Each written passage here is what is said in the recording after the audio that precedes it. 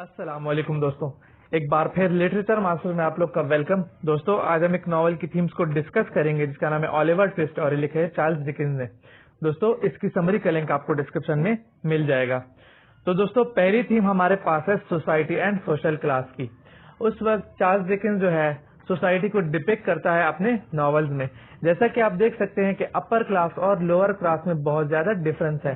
Start से जैसे ही जो ओलिवर ट्विस्ट है वो पैदा होता है तो उसे भेज दिया जाता है एक चाइल्ड फार्म में, जहाँ पे वो 9 साल का हो जाता है। 9 साल का होने के बाद उसे वापस से भेज दिया जाता है वर्क हाउस। तो वहां पे भी उन्हें खाना नहीं मिलता और यहाँ पे भी उन्हें खाना नहीं दिया जाता। मिस्टर डम्बल जो है वो उन्हें सिर्फ इतना खाना देते हैं कि उनका सिर्फ आप कह सकते हैं कि वो जिंदा रहे, उनका पेट उससे नहीं भरता। फिर क्या होता है, मिस्टर डम्बल इसे 5 पाउंड पे बेच देते हैं एक बंदे को जिसका नाम होता है मिस्टर सॉवरबेरी।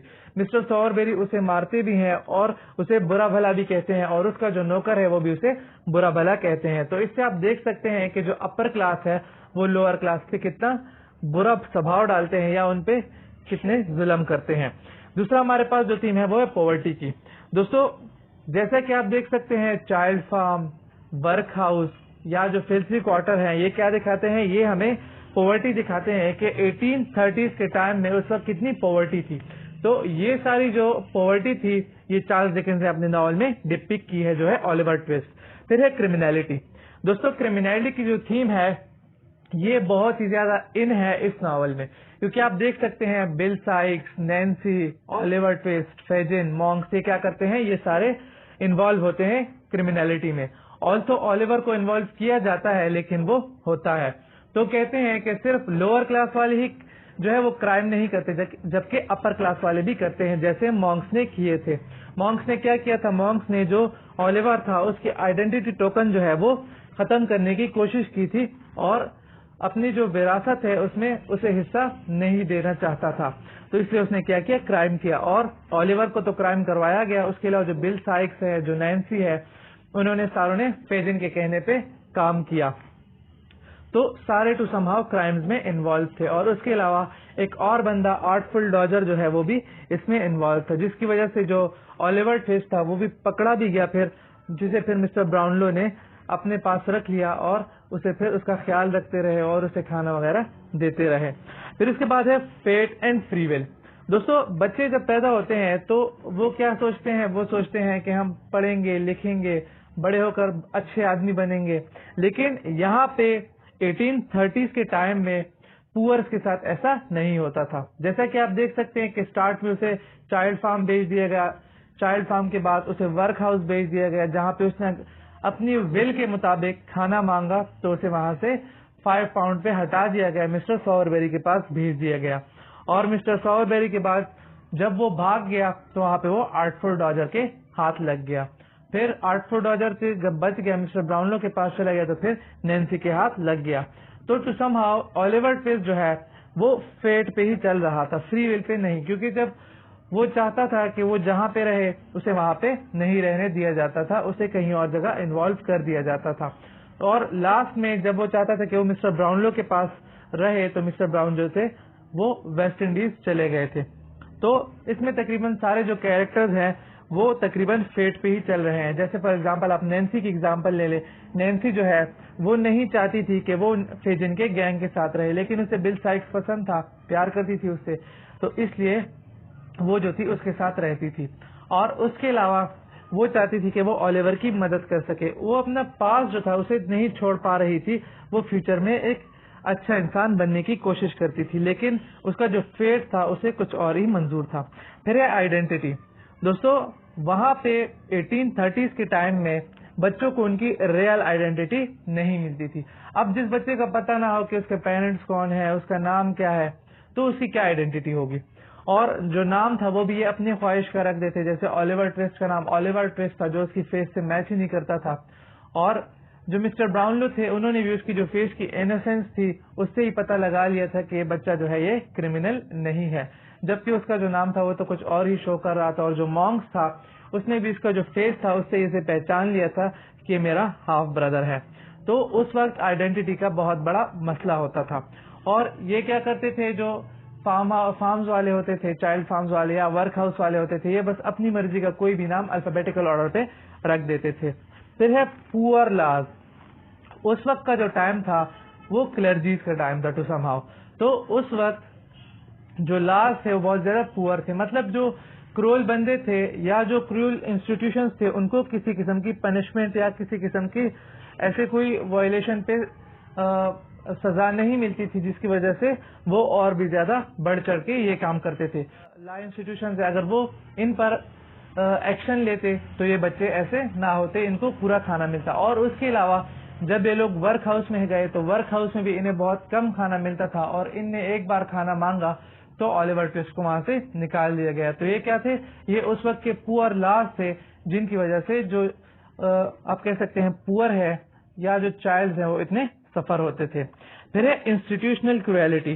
दोस्तों यहाँ पे जो चार्ल्स डिकेंस है वो क्या करता है, वो पुअर लॉज के बारे में बात करता है, जो अमेंडमेंट एक्ट था 1834, और उसमें जो पैसिव और एक्टिव क्रुएलिटी है वो हमें नजर आती है। पैसिव क्रुएलिटी का तो छोड़े, एक्टिव क्रुएलिटी नजर आती है। एक्टिव क्रुएलिटी कहाँ पे, फर्स्ट इन्हें खाना नहीं मिलता था, फिर उसके बाद जब ये फेजिन के हाथ लग गया तो फिर क्या हुआ, फेजिन ने इन पे जो गैर कानूनी काम थे वो करवाना शुरू कर दिए। तो इस तरह जो क्रुएलिटी थी वो हमें नजर आती है। तो ये क्या करते थे, अगर इन पे उसी वक्त एक्शन ले लिया जाता, इनको रोक दिया जाता, तो ऐसा कोई काम आगे वजूद में नहीं आता। लेकिन उस वक्त की जो आप कह सकते हैं अथॉरिटी थी या जो गवर्नमेंट थी, गवर्नमेंट इस तरफ ध्यान नहीं देती थी, जिसकी वजह से जो क्रिमिनल्स थे वो भी बढ़ रहे थे और जो क्रुएलिटी थी वो भी ज्यादा हो रही थी। फिर है मॉब मेंटेलिटी। मॉब मेंटेलिटी कहते हैं चेंजिंग मेंटेलिटी को। दोस्तों चेंजिंग मेंटेलिटी जो है, इसमें सबसे बड़ा जो आप कह सकते हैं रोल है वो बिल साइक्स और नैन्सी का है। दोस्तों बिल साइक्स जो है उसे भी नैन्सी पसंद थी और नैन्सी को भी बिल साइक्स पसंद था, लेकिन जो फेजिन है उसने बिल साइक्स के दिमाग में ये बात डाली कि जो नैन्सी है वो तुम्हें धोखा दे रही है, और उसे ऑलिवर ट्विस्ट से कुछ ज्यादा ही हमदर्दी है, जिसकी वजह से जो बिल साइक्स है उसे बहुत गुस्सा आया कि जो नैन्सी है वो मेरे साथ बेवफाई कर रही है, और इसको उसने क्या किया, नैन्सी को मार दिया। और तो बाद में उसे बहुत ज्यादा पछतावा हुआ, लेकिन वो क्या था, अब कुछ नहीं हो सकता था। तो मॉब मेंटेलिटी जो है ये उस टाइम पे बहुत ज्यादा थी। फिर है इम्पोर्टेंस ऑफ अपब्रिंगिंग। दोस्तों ज्यादातर जो इसमें कैरेक्टर्स हैं वो क्रूअल क्यों बने, इवल क्यों बने, वो क्राइम में क्यों इन्वॉल्व हुए, क्योंकि उनकी जो अपब्रिंगिंग थी वो ठीक नहीं हुई थी। ये सारे जो बच्चे थे ये ऑर्फन्स थे, स्ट्रीट चाइल्ड थे, स्ट्रीट चिल्ड्रन थे, जिनकी वजह से इनको प्रॉपर जो थी वो परवरिश नहीं मिली, प्रॉपर इनको इंस्टीट्यूशंस नहीं मिली, प्रॉपर इनको एजुकेशन नहीं मिली, जिनकी वजह से ये फेजिन की बंदे के हाथ चढ़ गए या फेजिन के हाथ चढ़ गए, जो कि क्रूअल बंदा था और इनसे जो गैर कानूनी काम था वो करवाता था, इनसे चोरियां करवाता था, इनको खतरे में डालता था, जिनकी वजह से अक्सर इनको पकड़ा भी जा चुका था, लेकिन ये फिर भी बचकर निकल गए थे। तो ज्यादा जो रोल है वो अपब्रिंगिंग का है कि अगर इनको अच्छे तरीके से बड़ा किया जाता तो ये बहकावे में ना आते और कोई भी गलत काम नहीं करते। लेकिन 1830s का जो टाइम था वहां उस टाइम पे कोई भी ऐसा खास वो नहीं था कि इन पे तवज्जो दे सके, क्योंकि जो पुअर बच्चे हैं उनको कोई भी ऐसा सच इम्पोर्टेंस नहीं मिलती थी, जिसकी वजह से वो ऐसे हो जाते थे। फिर है द पावरलेसनेस ऑफ चिल्ड्रन।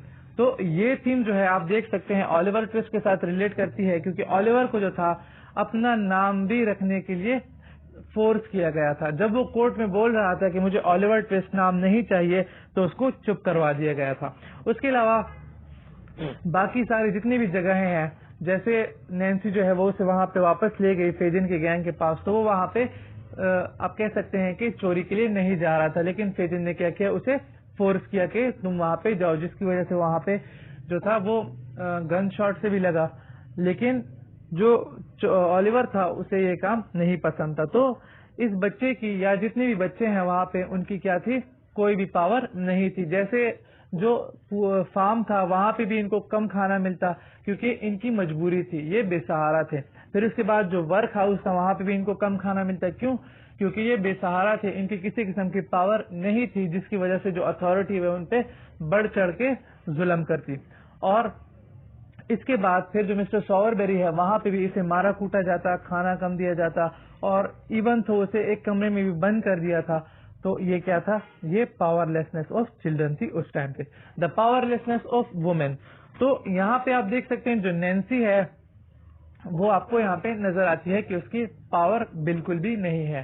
तो जब नैन्सी जो है वो ओलिवर ट्विस्ट को ले जाती है तो फेजिन जो है वो नैन्सी को भी मार देता है, उसे भी आप कह सकते हैं 2-3 हाथ लगा देता है, थप्पड़ वप्पड़ लगा देता है। और एक तो यहाँ पे एक दूसरी जगह पे हमें पावरलेसनेस नजर आती है जब फेजिन जो है वो बिल साइक्स को बताता है कि तुम्हारी जो आप कह सकते हैं लवर है या तुम्हारी बिलॉव्ड जो है नैन्सी, वो क्या कर रही है, वो तुम्हें धोखा दे रही है। तो फिर जो बिल साइक्स है उसने ये सुनने की बजाय कि हकीकत क्या है नैन्सी को उसी वक्त मार दिया। तो ये क्या थी? ये वीकनेस थी वुमेन की। The limit of justice. दोस्तों टू सम हाउ कहानी के एंड में जो इंसाफ है वो मिल जाता है।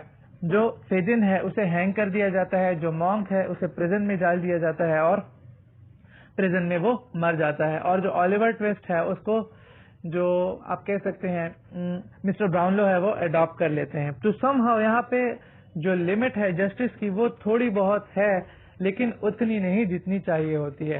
स्टार्ट से लेकर एंड तक तो सारे जो कैरेक्टर्स हैं वो बहुत ज्यादा सफर करते हैं और लास्ट में कहीं जाके उनको क्या मिलता है? जस्टिस मिल जाती है। जो बुरे हैं उनको उनका बुरा अंजाम मिल जाता है और जो अच्छे हैं उनको अच्छा अंजाम मिल जाता है। फिर है कंट्री एंड कोर्ट लाइफ।